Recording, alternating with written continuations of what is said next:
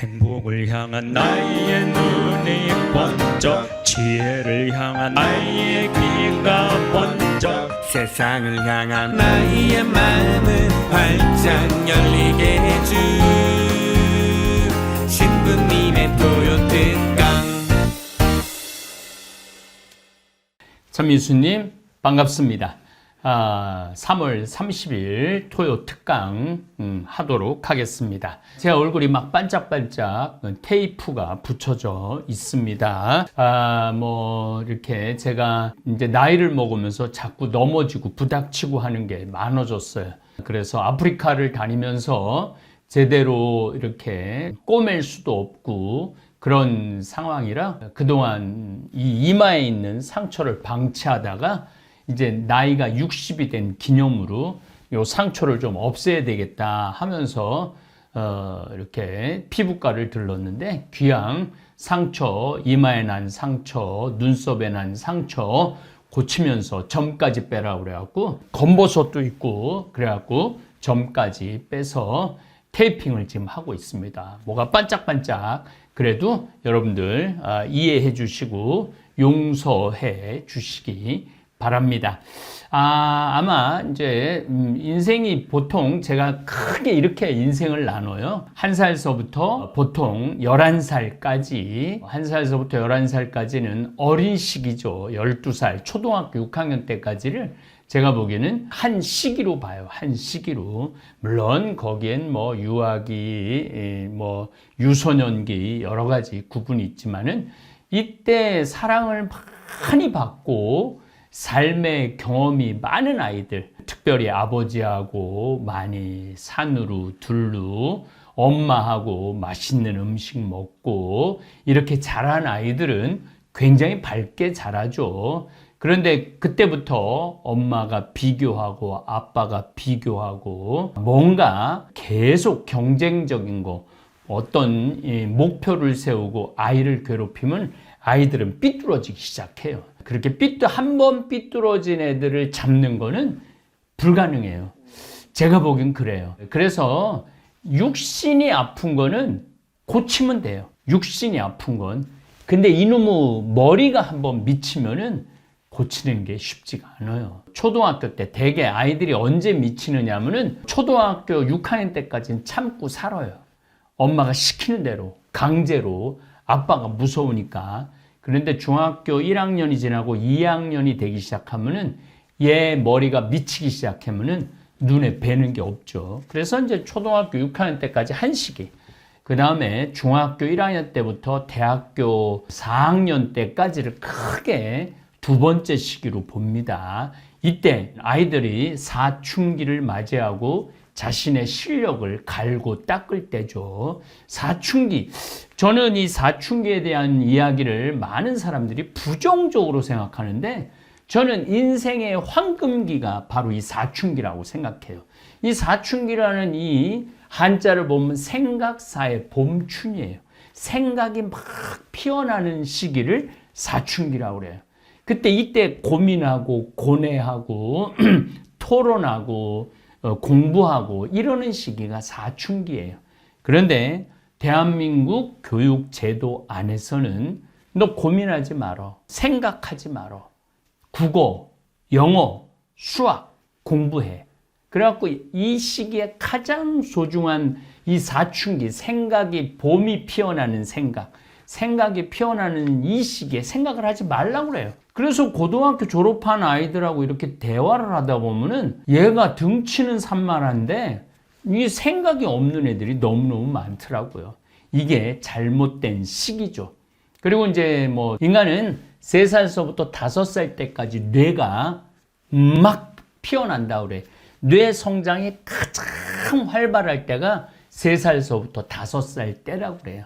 엄마 이건 뭐야? 엄마 저건 뭐야? 이건 왜 이래? 저건 왜 이래? 그리고 말을 해가 애가 말이 트인다고 그러잖아요. 그게 3살서부터 빠른 아이들은 2살서부터도 되지만 어쨌든 그 육아 그 발달 성장 과정에 관련된 책을 읽어보면은 3살서부터 5살 때까지 이때 트이지 않으면은 평생 트이지 않는 경우가 많다라고 그래요. 뇌가 가장 많이 발달하고 뇌가 가장 많이 영양분을 빨아들일 때, 이건 뭐 지금 요즘 반성, 용서, 보속이라는 주제로 강의를 하는데 맞지 않는 얘기지만은 그래도 이건 꼭 여러분들이 알으셔야 돼요. 그리고 이제 저는 이제 중학교 2학년 때 사제가 될 거냐 말 거냐 고민을 했어요. 왜 고민을 했느냐면은 내가 예수님의 십자가의 사랑, 그 거룩하고 아름다운 예수님의 삶을 따라서 살아야 되겠다. 그러기 위해서 그 거룩한 삶을 살기 위해서 내가 적합한 사람인가, 내가 합당한 사람인가 고뇌했죠. 또 세속적인 출세, 또 아주 중요한 어떤 결혼을 포기해야 되고 이런 것에 대한 고민을 많이 했죠. 또 뭐 우리 어머니 아버지를 제가 특별히 많이 사랑을 해서 부모님, 옛날에 저 40년 전에는 신학교를 가는 건 집안하고 인연을 끊는 거예요. 물론 지금도 스님들이 산에 들어가시고 당신의 구도의 길을 갈 때 집안과 인연을 끊듯이 우리 가톨릭 사제들도, 우리 수녀님들도, 수도자들도 부모와 세속과 인연을 끊는 거죠. 그러한 것들에 대한 갈등이 많았어요. 그런데 그게 갈등이라기보다는 고뇌죠. 인생을 한 번쯤 점검해보는 좋은 시기였던 것 같아요. 그래서 중학교 2학년에 15살의 어린 아이였지만 굉장히 철학적인 생각, 신앙적인 생각을 많이 했어요. 좀 교만한 얘기지만은 그 아이들, 저는 뭐 또 중학교 2학년, 3학년, 고등학교 1학년, 3년을 거의 학교 생활을 못했죠. 근데 아이들 이렇게 사는 모습을 보면은 아이들이 굉장히 어려 보이더라고요. 친구지만, 동년배지만은 저는 인생을 생각하고 사제라는 그 외길을 생각하고 막 이러는데 애들이 엄마가 통닭을 안 사줬어, 햄버거를 안 사줬어, 그리고 막 오락실에서 막 게임하고 이런 아이들을 볼 때 조금, 그러니까 건늙었다고 표현할 수 있죠. 그리고 아주 중요한 시기, 대학 시기. 더욱이 대한민국에서는 대학을 다니면서 그 다음에 군대를 갔다 오죠. 물론 다 대학에 가는 건 아니지만은 요 시기, 요 청년 시기도 저는 굉장히 중요하다고 생각을 해요. 중학교, 고등학교, 대학교 시기에는 어떻게 보면 인생을 살아가는 데 있어서 엄청난 에너지를 축적하는 시기예요. 실력을 축적하는 시기예요. 더욱이 이제 저 같은 우리 신부들 가는 길은 좀 남다르죠. 우리 신학교 들어가면은 일단은 특별한 게 기숙사 생활을 해요. 기숙사 생활을 하고 어떤 그 젊은 나이에, 어린 나이에 6시에 기상하고 7시에 기도하고 미사하고 8시에 식사하고 9시부터 12시 반까지 수업하고 수업이 없는 시간에는 성당에서 기도하거나 도서관에서 공부를 하거나 하죠. 그리고 12시 반부터 2시까지 식사하고 쉬고 또 방에서 쉴 수가 없어요. 우리 때는 운동장에 가 있든지 도서관에 가 있든지 그래서 방에서 쉬지 못했어요. 2시부터 5시까지 또 공부를 하거나 수업을 하거나 또 특별한 동아리 활동을 하거나 그랬죠. 또 한 5시 반부터 6시까지 기도, 그리고 6시부터 7시까지 식사, 7시부터 8시까지 또 기도, 8시부터 밤 10시까지 공부를 하거나 기도를 하거나 그랬죠. 그리고 이제 10시 반에 취침을 하고 이런 생활을 6년 동안 했어요. 기숙사 생활을. 일반 육군사관학교도 4년, 일반 경찰대학도 4년 이렇게 하는데 우리는 6년이라는 시간을 그렇게 기숙사 생활을 했어요. 거기에 보통 일반 대학보다도 학점이 훨씬 많죠. 보통 30학점. 그러니까 한 학기에 한 30시간을 공부하니까 어떻게 보면 막 고등학교 같이 공부를 많이 했어요. 철학, 동양 철학, 서양 철학 공부 많이 하고 또 불교학, 무속학, 사회학, 인간학, 사람에 대한 공부를 많이 했죠. 3학년, 4학년 때는 본격적인 신학 공부를 하고 그 다음에 5학년, 6학년, 7학년, 7년이었네요. 보니까 7학년까지 이제 사목, 사제, 세상에 나가서 어떻게 사목을 해야 되느냐. 그래서 혼인에 관련된 이야기, 또 어떤 성에 관련된 이야기, 그 다음에 사목에 관련된 이런 것들을 공부를 많이 하죠. 그러니까 저뿐만 아니라 일반 세상에서 다니는 우리 친구들도 뭐 고등학교 졸업하고 군대 갔다 오고 바로 직업전선에 뛰어드는, 뭐 직업전선에 뛰어들기 전에도 어쨌든 제가 보기에는 실습하는 시기라는 생각을 해요. 그래서 우리 같이 사제가 되기 위해서는 7년의 교육 과정을 거치는 경우도 있고 4년 대학 과정을 거치는 경우도 있고 요즘은 또 스펙 쌓는다고 잠시 언어 연수들도 많이 갔다 오고 그러죠. 뭐 어쨌든 이런저런 연유로 뭐 방황도 하고 공부도 하고 이게 제가 보기에는 한 30살까지 되는 것 같아요. 그래서 이제 30살서부터 본격적으로 결혼도 하고 우리 신부들은 신부도 되고 그래서 이제 30살서부터 제가 보기에는 어떤 사람들은 50살, 어떤 사람들은 60살, 뭐 출세하는 사람들은 60살까지 공무원이나 경찰이나 군인이나 또 안정적인 직장 생활하는 사람들은 60살까지 하고 그렇지 않으면 일반 기업이나 회사는 굉장히 불안정하죠. 어쨌거나 60살이 되면은 아이들도 다 키워요.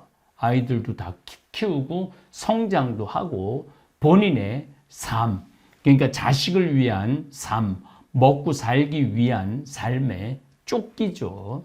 그리고 이제 60이 되다 보면은 인생의 대전환점이 옵니다. 어떤 대전환점이 오느냐 하면은 이제 정년퇴직도 해야 되고 자식들도 다 떠나고 이제 덩그러니 누구만 남느냐? 본인만 남아요. 물론 이제 아내도 있고 남편도 있고 하지만은 이제 본인이 남는 시간이에요. 본인하고의 어떤 싸움의 시간이에요. 그런데 어떤 사람은 그 본인하고 삶을 충실히 하고 또 자기가 스텝이라고 그러죠. 자기가 요 나이 때 내가 뭐 결혼을 하고 요 나이 때는 전세에서 아파트를 갖고 아파트에서 조금 여유가 있으면은 건물을 하나 사고 땅을 사고 또 어떤 경우는 나는 시골에 귀농을 하고 뭐 나 개인적인 개발을 하고 뭐 여행을 다니고 여러 가지 하여튼 것들을 하다가 60이 되면은 뭔가 인생의 전환점이 옵니다. 60. 바로 제가 60이에요. 내 인생의 전환점. 저뿐만 아니라 60을 맞이하는 사람들의 공통적인 생각이라는 생각을 합니다. 그럴 때 한번 인생을 돌아보죠. 인생을 돌아보게 돼 있어요. 만약에 60이 됐는데 인생을 돌아보지 않는다. 이런 분들은 나머지 100살까지 허무하게 살고 무의미하게 살고 고통스럽게 살 거예요. 방향도 모른 채 깜깜한 어두움 속에서 삶의 기쁨, 의미도 모른 채 살아갈 수가 있죠. 그래서 60이 돼갖고 인생을 돌아보는 성찰을, 이걸 제가 성찰이라는 단어를 쓰는데 성찰을 할 필요가 있어요. 요즘 제가 반성, 용서, 보속 이런 주제로 토요 특강을 이어나가고 있죠. 우리 인생을 한번 돌아보자 이거죠. 우리가 정말 인생을 제대로 살고 있는가, 살았는가, 앞으로 또 어떻게 살 건가 이런 것들을 돌아보는 시점이 제가 보기엔 60이 아닌가 이런 생각을 합니다. 그래서 뭐 그런 얘기가 참 많죠. 인생은 60부터다. 이런 얘기 참 많이 하죠. 또 제 강의를 듣는 분들의 80%는 55세에서부터 100세까지예요.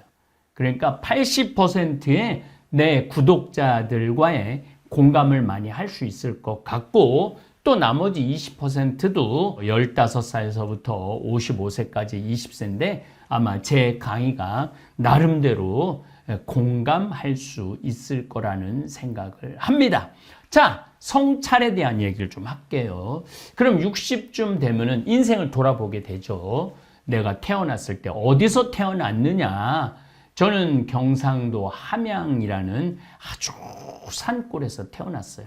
부모님은 아주 부유하지 않았지만은 그래도 논 5만지기를 갖고 농사를 짓고 그저 먹고 사는 아주 순박한 농사꾼이었죠. 부모님은 3남 1녀 중에 나는 막내로 태어났고 어머니 아버지가 특별히 어머니가 제가 65년생이니까 그때 서울로 자식들 교육을 위해서 그래서 이제 저도 7살에 수원으로 올라왔죠. 수원으로 올라와서 수원에서 이제 생활을 하게 됐죠.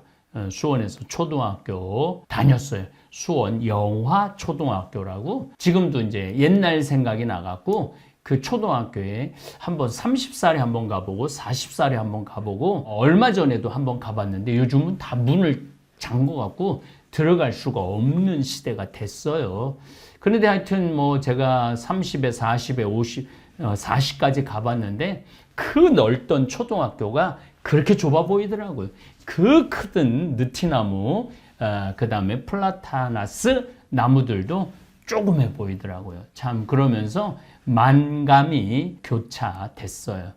그리고 이제 중고등학교 성당 세례 받으면서 제 인생이 많이 바뀌었죠. 그리고 신학교도 가고 신부로 이제 30년을 살았어요. 근데 이렇게 인생을 돌아보면서 성찰을 해보니까 잘한 것보다 죄가 훨씬 많아요. 정말로 열심히 했던 것보다는 게으른 게 훨씬 많았어요.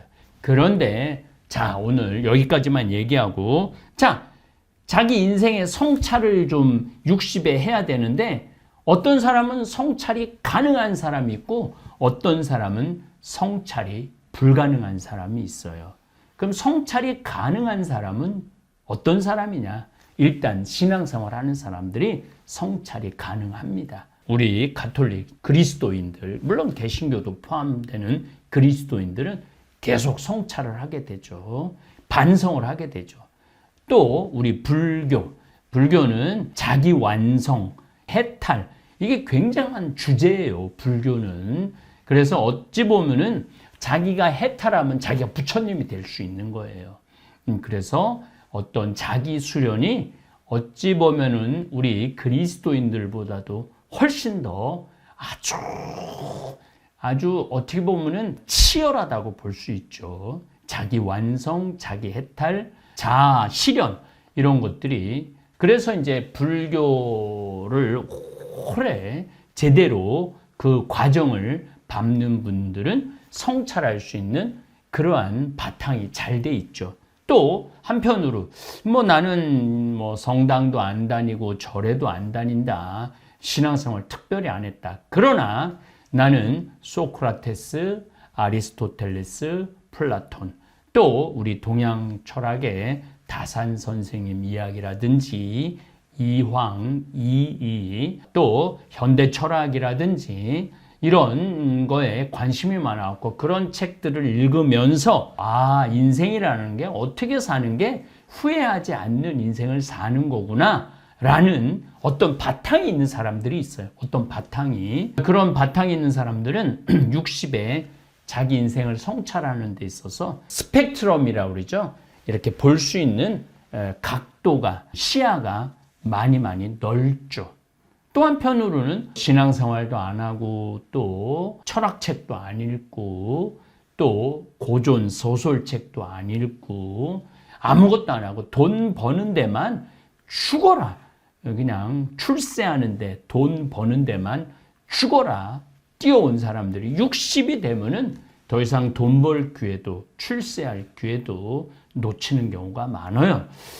이제 조금 있으면은 국회의원 선거가 있는데 저는 그 국회의원 선거할 때 유세하는 분들 또 국회의원 선거 주위에 있는 수많은 똑똑한 나름대로 성공한 사람들을 보면은 짠한 마음이 많이 들어요.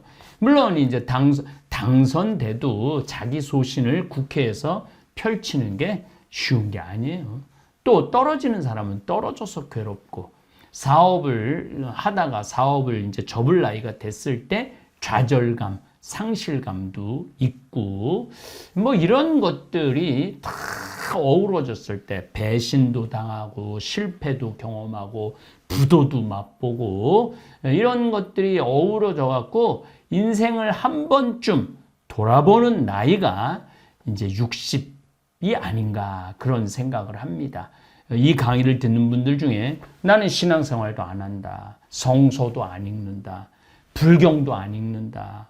절에도 안 간다. 그리고 뭐 물론 그 외에도 참선을 하거나 뭐 난 아무것도 안 하고 돈만 이제까지 벌어왔다. 자식 키우는 데만 일생을 바쳤다. 나라는 인간에 대한 자아실현이라고 그러죠. 나는 도대체 누구고 나는 어떻게 살아왔고 앞으로 남은 40년, 이제 60대신 분들은 40년을 더 살아야 돼. 40년이 결코 짧은 인생이 아니에요. 어떻게 보면 인생의 가장 긴 시간이죠. 1살에서부터 초등학교 6학년 때까지 12살. 중학교 1학년부터 대학교 졸업할 때까지 어떻게 보면 이 17년 그 제2의 인생. 30살에서부터 60살까지 제3의 인생. 60살에서부터 100살까지 제4의 인생이에요. 그런데 이 40년이라는 어마어마한 시간이 남아있을 때 여러분들은 과연 나는 나머지 40년을 어떻게 살아갈 것이냐. 이 나머지 40년을 잘 살기 위해서는 지나온 60년을 성찰할 필요가 있어요. 정말로 성찰할 필요가 있어요. 그리고 나의 인격은 어느 정도인가. 나는 이제까지 뭘 하고 살아왔는가? 무엇을 위해서 살아왔는가? 내가 이제까지 해온 게 뭔가? 이런 것들을 정말로 성찰할 필요가 있어요. 그리고 가장 중요한 성찰은 뭐냐면 내가 이웃한테 잘못한 거, 죄를 저지른 거, 부모한테 죄 저지른 거, 아내한테 죄 저지른 거, 남편한테 죄 저지른 거, 자식한테 죄 저지른 거, 또 사회생활을 하면서 도덕적으로 어긋난 죄 저지른 게 많죠. 게으른 죄, 사기, 도둑, 뭐 이기적인 거 너무너무 많죠. 그런 것들을 한 번쯤 성찰하고 점검할 필요가 있습니다. 그래서 제가 요즘 토요 특강으로 반성, 용서, 조두순을 과연 용서할 수 있을까가 첫 강의예요. 그 사람은 반성하지 않으니까. 그 다음에 용서, 밀양이 전도연 주연의 밀양이라는 주제를 가지고 용서에 대한 이야기를 했습니다. 이제 미션이라는 영화를 가지고 보석이라는 주제를 가지고 강의를 할 때 그럼 뭐하러 지금 60에 돼갖고 반성하고 용서하고 이해하고 화해하고 그래야 되느냐. 이게 한 번쯤 여러분 인생에 정리가 돼야 돼요. 한 번쯤 고뇌해야 돼요. 3개월이든 6개월이든 1년이든 아니면은 자서전을 써보든지 자서전까진 자신 없어도 난 정말 이제까지 잘 살아왔는가, 후회 없는 삶을 살아왔는가 이런 생각을 하실 필요가 있어요. 그리고 그게 어느 정도 되면은 만족도 있지만 반성해야 되는 부분도 있어요. 저 자신도 참 반성할 게 많은 인간이에요. 반성할 게 너무너무 많은 인간이고 용서를 구할 때가 너무너무 많아요. 하느님한테도 용서를 구해야 되고 부모님한테도 용서를 구해야 되고 또 내가 이제까지 살아오면서 만난 많은 사람들한테 용서 구하고 싶어요. 정말 용서 구하고 싶어요. 너무너무 나약한 인간이었기 때문에. 그리고 이제 용서를 구하고 난 다음에 정말 용서가 어느 정도 됐다면 저는 보석의 삶을 살고 싶어요. 그동안 내가 잘못한 일들, 부족한 일들을 기워 갚는 시간, 그 60서부터 그런 내 잘못을 기워 갚고 보석하는 삶을 살고 싶어요. 여러분들도 그런 시간, 물론 단순히 보석만 남아있으면 우리 인생이 너무 비참하죠. 하루하루를 살면서 만족하고 즐거움을 살아갈 수 있는 그런 삶이 됐으면 좋겠어요. 저는 33살에 담배를 끊었어요. 15살에 담배를 피기 시작했어요. 15살에 담배를 피기 시작해갖고 33살에 담배를 끊었어요. 술은 15살에 술을 먹기 시작했어요. 그런데 59까지 술을 먹었어요. 그야말로 중학교 때 술 많이 먹었어요. 고등학교 때도 술을 먹고 신학교 때 말할 것도 없고 술 때문에 잘못하고 술 때문에 실수한 거 너무너무 많았어요. 그런데 지금 지난 2월 11일 날 루르드 성모님 발현, 또 이번에 유럽 성지순례 성모님 성지 발현 성지를 하면서 현재까지는 지금 술을 끊었어요. 이제 2달이 이제 가까이 갑니다. 제 인생에 2달을 술을 끊은 적은 없어요. 심지어 위암 수술하고도 일주일 지나고부터 술을 먹었어요. 그러니까 저한테 지금 이 60에 제가 결심한 이 금주 30년 전에 금연을 했고 이제 금주라는 것을 제 인생의 가장 어려운 숙제를 지금 수행 중에 있습니다. 그런데 요즘 굉장히 생활이 기뻐요. 즐겁고 저 자신을 한 번쯤 돌아볼 수 있고 제 자신의 건강을 챙길 수 있는 그런 좋은 시간이 되고 있어요. 여러분들도 욕심을 끊든지 미움을 끊든지 분노를 끊든지 욕정을 끊든지 아니면 나같이 술을 끊든지 뭔가 이 60의 전환점을 맞이하시기를 바랍니다. 자, 이제 우리가 60까지 살아왔다면 1살서부터 초등학교 6학년 그게 한 기야. 그게 12년, 13년이에요. 그 다음에 14살서부터 중학교 때부터 30살 때까지는 그야말로 청춘을 불살려는 실력을 쌓는 그런 시기예요. 그리고 인생을 어떻게 살아가는 밑바탕의 시기예요.